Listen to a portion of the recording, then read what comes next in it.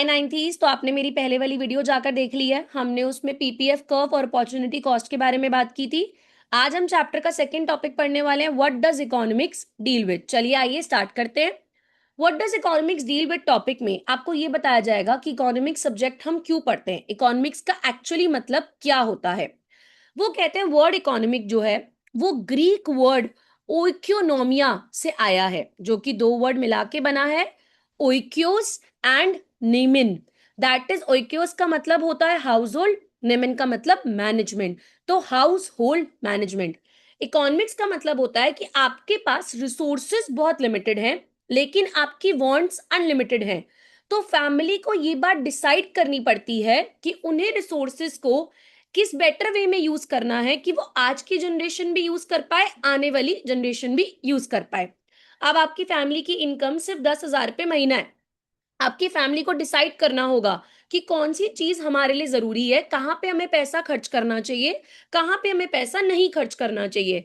अब या तो उस 10,000 रुपये में शॉपिंग कराओ और जाके वेकेशन पे चले जाओ, या उस 10,000 रुपये को अपने बच्चे की एजुकेशन पे लगा लो और हेल्थ सर्विसेज ले लो।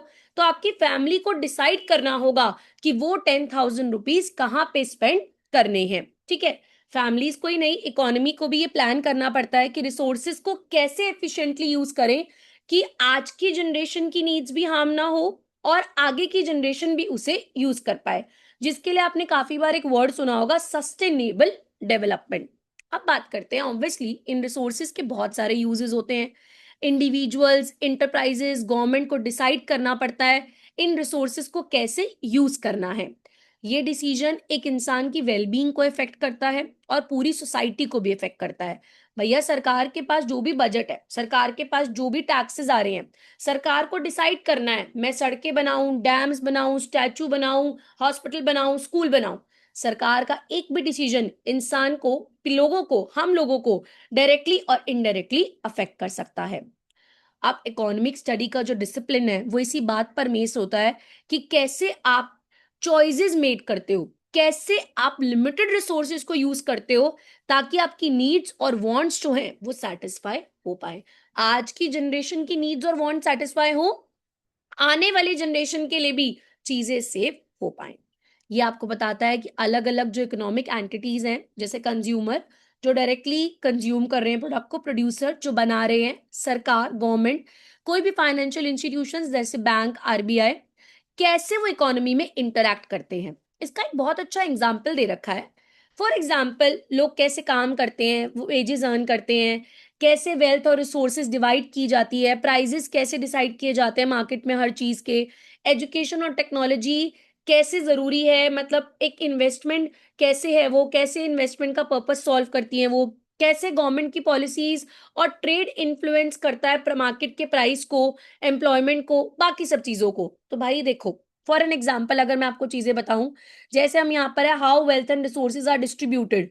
तो वो देखते हैं हम इसके अंदर कि सरकार ने किसको कितनी वेल्थ दे रखी है, किसको कितने रिसोर्सेज दे रखे हैं।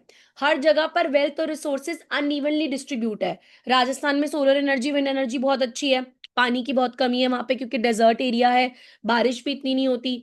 सरकार को ये भी देखना है कि पर्टिकुलर चीजों का प्राइस मार्केट में ऐसा रखा जाए कि उसे गरीब जनता भी अफोर्ड कर पाए, अमीर तो कर ही लेगा, बट नेसेसिटी आइटम्स का प्राइस, तेल का प्राइस, चीनी का प्राइस, नमक का प्राइस, आटे का प्राइस ऐसा रखना होता है मार्केट के अंदर कि उसे गरीब से गरीब जनरेशन या जो लोग बिलो पॉवर्टी लाइन है वो भी अफोर्ड कर पाए। हालांकि अच्छे डिसीजंस डिपेंड करते हैं आपके डेटा एनालिसिस पर, ना कि आपके गेस वर्क पर। डिपेंड करता है आपने प्रॉपरली जगह जगह जाके डेटा कलेक्ट किया है ताकि आपको पता लग सके किस स्टेट में पर्टिकुलर किस चीज की जरूरत उन्हें ज्यादा है। वरना हो सकता है आप किसी स्टेट को वही चीज और ज्यादा दे दो जिस स्टेट में उस चीज की कमी ही ना हो। फॉर एग्जाम्पल, फैमिलीज को अपने पैसे एलोकेट करने पड़ते हैं असेंशियल आइटम्स जैसे खाना ले लें, मेडिसिन, दवाइयाँ, स्कूल की सप्लाईज, बच्चों के एजुकेशन का खर्चा, हेल्थ का खर्चा, और नॉन एसेंशियल आइटम्स जैसे ज्वेलरी, एंटरटेनमेंट, रेस्टोरेंट मील्स और उनकी सेविंग्स। अब भैया मैंने अगेन आपको जो एग्जांपल दिया था वो यहां भी लिखा है, देखो कि आपके पास फैमिली में 10,000 रुपए हैं। अब वो 10,000 रुपए आपको मूवी देखने में स्पेंड करने हैं, या अपने बच्चों की स्कूल की चीजें लेने में स्पेंड करने हैं, आपको वो 10,000 रुपए का ज्वेलरी सेट लेना है या आपको दवाइयों पे स्पेंड करने हैं, एक फैमिली को ये चीज देखनी पड़ती है। जो भी कोई एक चीज वो दूसरी चीज के लिए छोड़ेंगे, वो क्या हो जाएगी, कमेंट में बताना कि वो क्या हो जाएगी, जो कि मैं अपनी पहली वाली वीडियो में बता चुकी हूँ ऑलरेडी। जब आप एक चीज के लिए दूसरी चीज छोड़ते हो तो उसको क्या बोलते हैं। गवर्नमेंट जो है वो आप ही से लिया हुआ सारा टैक्स वगैरह यूज करती है, ताकि वो आपके लिए बड़ी बड़ी बिल्डिंग्स बना सके, रोड्स बना सके, हाईवेज बना सके, वेलफेयर प्रोग्राम्स निकाल सके, जैसे ऐसी स्कीम्स वगैरह निकाल सके जिससे जो जनता एजुकेशन प्राइवेट स्कूल्स में नहीं ले पा रही, आगे महंगी से महंगी चीजों पर नहीं ले पा रही, वो इजीली अफोर्ड कर पाए यहाँ पे। बिजनेस स्टडी, बिजनेस मार्केट के ट्रेंड स्टडी करते हैं बिजनेसमैन, नई इनोवेशंस लेकर आते हैं ताकि अपने कस्टमर को बेटर सर्व कर सके और प्रॉफिट बना सके। जैसे हमारा एग्जांपल ही ले लो, आज तक हम लोग फिजिकली सिर्फ ऑफलाइन इंस्टीट्यूशंस और कोचिंग्स में पढ़ाते थे, पर जैसे ही हमने देखा कि कुछ लोग ऑनलाइन पढ़ाना स्टार्ट कर चुके हैं, बच्चे आजकल ऑनलाइन पढ़ना ज्यादा पसंद कर रहे हैं, सो हम भी इनोवेटिव बने, हमने भी आके वीडियोस रिकॉर्ड करनी डाली। आज के टाइम पे अगर आप कहें तो जिन चीजों को हम कहते थे कि ये तो गलत चीजें हैं, वो कहते हैं ना, आप लोग जेंजीज एक वर्ड यूज करते हो जो छपरी बनती है, जो आप बहुत गलत वर्ड यूज करते हो किसी के लिए भी, तो मुझे लगता है आज वही सोशल मीडिया इन्फ्लुएंसर्स, वही लोग इन चीजों से सबसे ज्यादा कमा रहे हैं और उन्हीं का करियर सबसे ज्यादा सेट है। तो बिजनेसमैन यही देखता है, भैया मेरे मार्केट में क्या बिकेगा, कस्टमर को नया क्या चाहिए। भैया हर एक बिजनेसमैन को इनोवेटिव होना बहुत जरूरी है। अगर आप हमेशा सिर्फ ओल्ड मेथड्स ही अपनाते रहोगे तो आज तो कंज्यूमर खरीदेगा, पर लॉन्ग टर्म में आप सरवाइव नहीं कर पाओगे। ठीक है, इकोनॉमिस्ट को स्टडी करना होता है कि कितने अवेलेबल ऑल्टरनेटिव्स हैं, जैसे कि ऐसी कौन सी चीजें हैं कि इंसान चाय नहीं खरीदेगा तो कॉफी खरीद लेगा, शुगर सॉल्ट, मतलब ऑल्टरनेटिव्स देखने होते हैं उसे। उसे देखना होता है कितनी अपॉर्चुनिटी कॉस्ट हो सकती है, क्या पोटेंशियल आउटकम हेल्प कर सकता है इंडिविजुअल को, एंटरप्राइज को और इंस्टीट्यूशन को डिसीजन लेने में। अब भैया इकोनॉमिस्ट क्या करते हैं, वो देखते हैं कि यार अगर मैं इस पर्टिकुलर चीज का प्राइस बढ़ा दूंगा तो क्या लोग दूसरी तरफ शिफ्ट हो जाएंगे या फिर भी लोग इसी चीज को खरीदेंगे। उसको ये देखना पड़ता है ताकि वो ये देख सके, एक इंडिविजुअल बिजनेसमैन या किसी इंस्टीट्यूशन की ये हेल्प करी जा सके कि उनको किस तरफ डिसीजन लेना है। कि अगर एक चीज का प्राइस कम हो जाए, अब चाय का प्राइस बढ़ गया तो लोग कॉफी भी पी सकते हैं, लेकिन अगर सॉल्ट का प्राइस बढ़ गया तो सॉल्ट का कोई और ऑल्टरनेटिव नहीं है, लोग नमक तब भी खरीदेंगे भले ही उसका प्राइस बढ़ जाए, गरीब हो अमीर हो खरीदेगा। पर भैया अगर चाय का प्राइस बढ़ गया तो शायद अमीर इंसान तो चाय कॉफी दोनों पी लेगा, पर एक गरीब इंसान जो है वो चाय छोड़ के कॉफी पे शिफ्ट हो जाएगा क्योंकि वो सस्ती मिल रही है। तो इकोनॉमिस्ट को देखना पड़ता है कौन सी चीजें छोड़नी है, कौन सी लेनी है, ताकि डिसीजंस इजीली लिए जा सके। वो डेटा को यूज करते हैं, जो भी डेटा उन्होंने सर्वेस करके कलेक्ट किए होते हैं। लोग फाइनेंशियल स्टेटमेंट्स देते हैं कंपनी की, उनके एनालिसिस देखते हैं जिनसे उन्हें ये बात समझ में आए कि इस चीज को पर्टिकुलर करने से क्या रिस्क है, क्या अपॉर्चुनिटीज सरकार दे सकती है। अब देखो, जैसे कि अगर मैं बात करूं, मेरी कंपनी है, मेरी कंपनी में मुझे कुछ लोग हायर करने हैं और मैंने कोई हायरिंग निकाली है। ठीक है, मुझे पता है उस हायरिंग को निकालने में मेरी कॉस्ट बढ़ने वाली है क्योंकि मुझे एक और एम्प्लॉय की सैलरी देनी पड़ेगी, बट स्टिल मैंने वो हायरिंग निकाली है और मैं उस हायरिंग पे काम करना चाहती हूँ।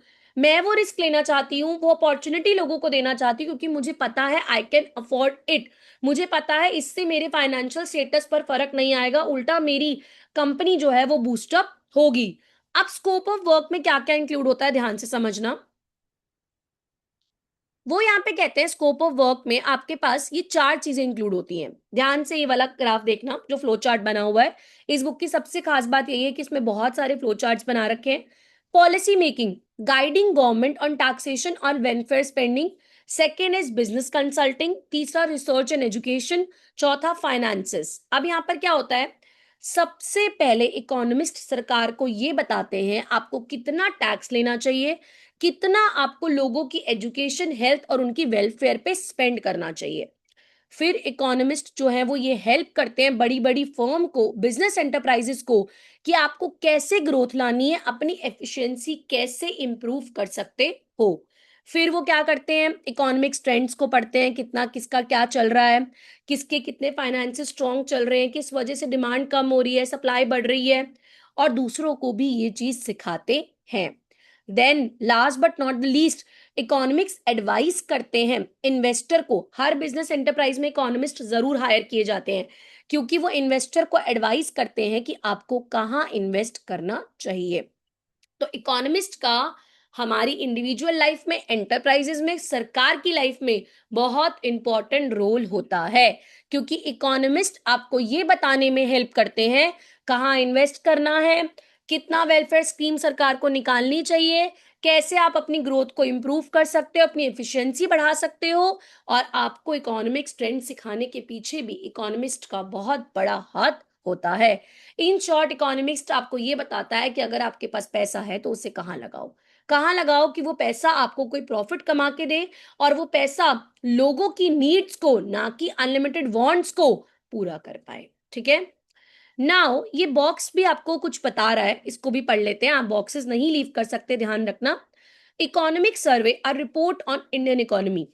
इंडिया का इकोनॉमिक सर्वे एक बहुत इंपॉर्टेंट एनुअल डॉक्यूमेंट है, जो कि मिनिस्ट्री ऑफ फाइनेंस प्रिपेयर करता है, और इसे पार्लियामेंट में रखा जाता है जब सेंट्रल गवर्नमेंट का बजट डिसाइड होता है। इससे पता लगता है कंट्री की इकोनॉमिक परफॉर्मेंस क्या रही है किस ईयर में।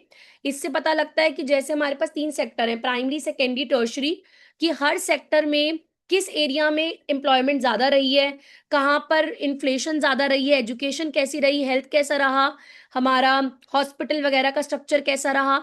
इससे पता लगता है कि आने वाले चैलेंजेस क्या होंगे, कैसी अपॉर्चुनिटीज हमें इकोनॉमी में लेकर आनी है। हमें पता है हमारी इकोनॉमी में एम्प्लॉयमेंट अपॉर्चुनिटीज बहुत कम है। आज के टाइम पे 4 साल की बीटेक करने के बाद भी जब तक आप एमबीए वगैरह नहीं कर लेते, आपको वही महीने की 20-25 हजार रुपए की नौकरी मिलती है, भले ही आप बड़ी से बड़ी एमएनसी में काम कर लो। ठीक है, सो इट्स इंपॉर्टेंट कि सरकार को ये देखना पड़ता है कि यार एग्रीकल्चर से लोग सर्विस सेक्टर में शिफ्ट हो रहे हैं, तो उतनी एम्प्लॉयमेंट अपॉर्चुनिटी लोगों के पास हो, फार्मर्स का नुकसान ना हो, फार्मर्स को भी हम कुछ ऐसा सपोर्ट दे पाए कि वो एग्रीकल्चर में क्रॉप उगाना कंटिन्यू रख पाए, क्योंकि भैया वो उगाएंगे नहीं तो आप खाओगे क्या। आपके लिए फार्मर बहुत इंपॉर्टेंट है, वो उगाएगा तभी आप खा पाओगे। तो सरकार देखती है कि क्या भैया हमारे फ्यूचर में चैलेंजेस क्या आने वाले हैं। जैसे आज के टाइम पे एआई ने सबकी जगह ले ली है। ठीक है, एआई हेल्पफुल बन चुका है आप लोगों के लिए बहुत ज्यादा। सरकार देखती है कि भैया एआई को कितना बढ़ाना है, कैसे बढ़ाना है, ताकि ऐसा तो नहीं है कि लोगों का काम बिल्कुल ही ठप हो जाए, लोगों को एम्प्लॉयमेंट बिल्कुल ही ना मिले एआई की वजह से। इससे पता लगता है ये अंडरस्टैंड करने में कि इंडियन इकोनॉमी कैसे परफॉर्म कर रही है, क्या क्या सरकार स्टेप ले रही है ग्रोथ करने के लिए, डेवलपमेंट करने के लिए। ये एक ब्लूप्रिंट है ये बताने के लिए कि policy makers decision making process में क्या क्या चीजें ज्यादा यूज कर रहे हैं, और ये सिटीजन्स के लिए भी यूजफुल है ये बताने में कि इकोनॉमिक डाटा क्लियर मैनर में समझाने में। ध्यान से समझना, इकोनॉमिस्ट बहुत इंपॉर्टेंट है, क्योंकि इकोनॉमिस्ट ही ये बता पाता है कि हमें जो पॉलिसी है वो एजुकेशन में लानी चाहिए, हेल्थ में लानी चाहिए, डिफेंस में लानी चाहिए। अगर इकोनॉमिस्ट ना हो तो सरकार मल्टीपल जगह पर अपना पैसा वेस्ट कर देगी और कहीं से भी कोई भी आउटकम रिलीज नहीं हो पाएगा।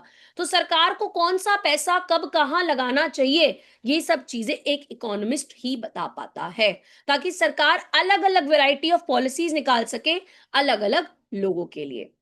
अब मिलते हैं अगली वीडियो में थर्ड टॉपिक के साथ।